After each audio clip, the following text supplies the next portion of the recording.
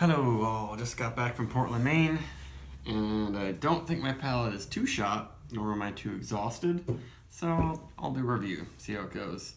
I'm not reviewing a Portland beer, though. I'm reviewing Hoof Permanent Marker Pen Disguises Double Dry Hopped IPA. Yeah, Hoof gets distributed around Portland for some reason, but not anywhere else in the upper East Coast. So Hoof is from Ohio, and I've had a couple of their beers. The only other IPA was one of their more popular, more commonly made double IPAs called Rollerblade. I did a review of that last year after I got some from Portland, and I really liked it. So I'm looking forward to this one. I couldn't find a lot of info on this, except that it is brewed or fermented with Saccharomyces trois yeast, which is a yeast that used to be thought to be Brettanomyces. It used to be called Brettanomyces trois. That was like the Latin name. But then they realized, wait a minute, this is actually in the same species as all the other commonly used yeasts. Brettanomyces is a weird one. It's hard to kind of deal with. So this one, I think this yeast just kind of dries out beer, makes them a little bit drier, and also creates these tropical fruit flavors that are really popular with the hazy IPA style. So some brewers have used this yeast in New England style IPAs to get that. I'm not sure if I've even had one that's brewed with this yeast. I haven't had the chance to do that, but I know Finback's used it and a couple other IPAs. I couldn't figure out what hops they use in this, unfortunately. I looked everywhere possibly could. It's 7% alcohol. There is the silly label, like all of them, and it says canned on January 13th of this year, but they just released it 6 days ago at the brewery, and that was on February 17th, so I have a feeling they may have just put the wrong date. They may have meant to do a 2 instead of a 1 for February 13th, but whatever, let's just drink it. Even if it's not super old. It doesn't have super high ratings like some of hard stuff does.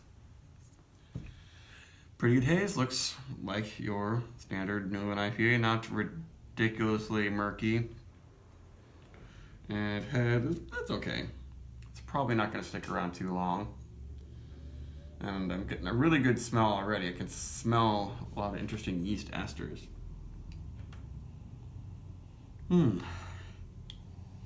Interesting.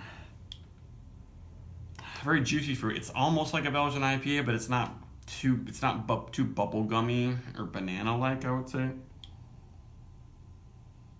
But I can definitely see how that yeast is lending some fruitiness that's not what you get from almost any other New England style beer. Yeah, it's pretty yeast forward. Yeah, it is kind of bubble gummy, but I'd say more juicy fruit, like Wrigley juicy fruit gum, as opposed to like your pink bubble gum. And Smarties is, it's just like a big generic sweet chemical, fake chemical candy flavors. Cotton candy. Yeah, really candy and fruit forward. Definitely some like pineapple. I don't know if I'd quite call it like a V8 splash mix thing. Doesn't smell like it's gonna be like juicy, tart, bitter, like grapefruity. It smells just from the aroma like it's gonna be really yeasty and sweet. We'll see. Ooh, there's a bite to it, which I'm kind of happy about. Otherwise, it would have been pretty sweet on the palate. Not a really super full body. A little drier than I thought. Teeny bit spicy. As I drink more and more, that'll probably get some nice citrusy bitterness.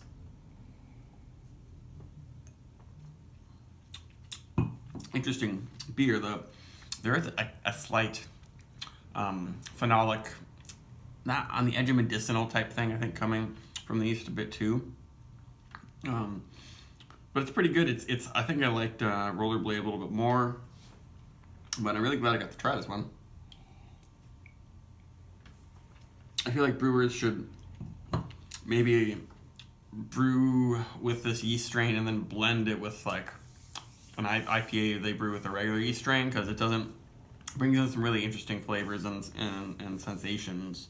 But it doesn't have, I don't know, the super juicy quality that I got from Rollerblade.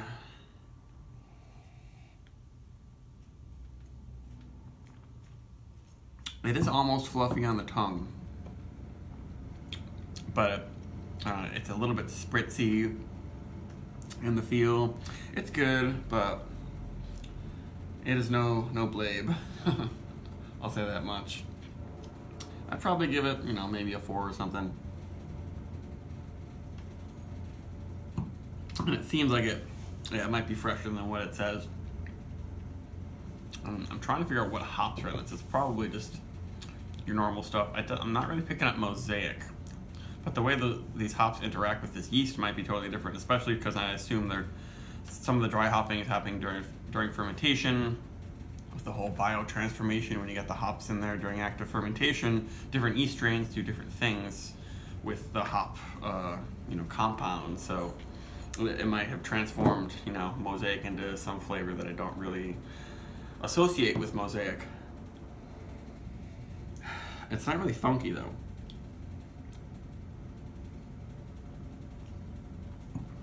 It might be a little bit tart, but it is sweet enough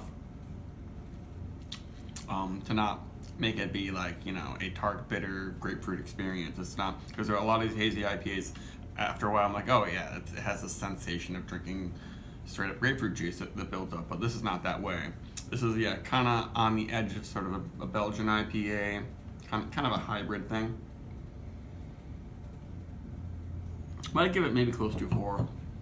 It's not, I don't know, for some reason it's not really doing it for me, but it's pretty good. It doesn't have super high ratings, so I guess it's just not crazy intense. And there's some astringency happening in my throat. Perhaps that's just because I've already had like 3 beers today. But it's pretty good. I would probably, I don't know, if you're looking for a more intense, juicy experience, I might pass on this one and go for one of their more standard ones. That's it. Lots of interesting other reviews coming.